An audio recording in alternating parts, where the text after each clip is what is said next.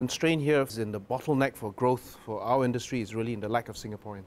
It's not so much because you don't have the numbers, or they're not prepared to take up the jobs, or what is it? I'll give you a good example. We did 2 ads in the Straits Times recently, and we did a few online ads. Professional jobs? Well, these are all frontline service jobs. Chefs, waiters, managerial positions, and our company certainly pays above average, about 1,008. I asked my HR managers how many responses we got. She said, well, we had about 200-300 applicants, 3/4 of which were Filipino, even though our ad says Singaporeans only, right? Because we know we don't have the quota.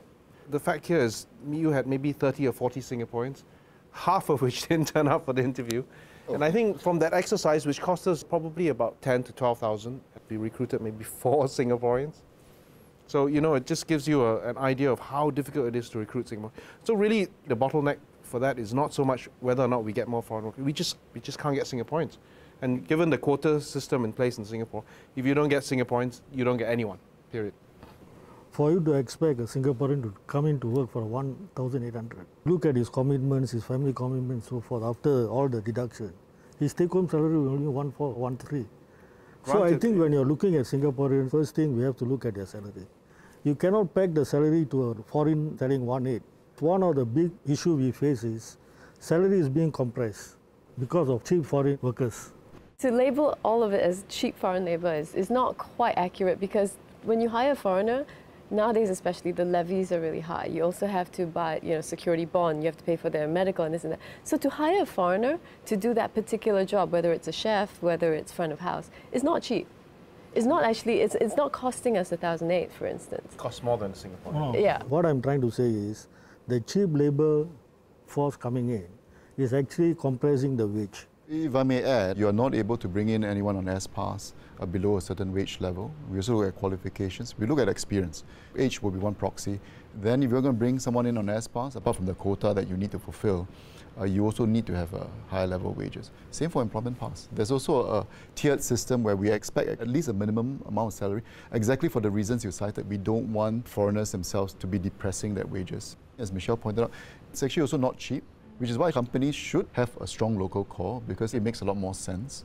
Singaporeans expect speedy service when they go to hospitals. They expect it to be affordable.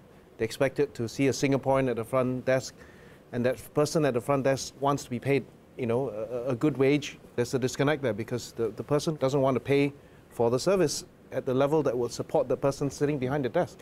And it's the same thing with any part of our industry in Singapore. If you paid your maid a wage that would be, if she was a Singaporean, nobody would have maids here. You can't have your cake and eat it. You can't have cheap healthcare and pay all Singaporean staff a very high wage in the healthcare sector. I had 2 restaurants in Singapore. We started one in 2005, ran it for about 5 years. Started another one, a dim sum business, ran it for about 2 years. And during that time we struggled with all the manpower issues and all that my friends are struggling with now.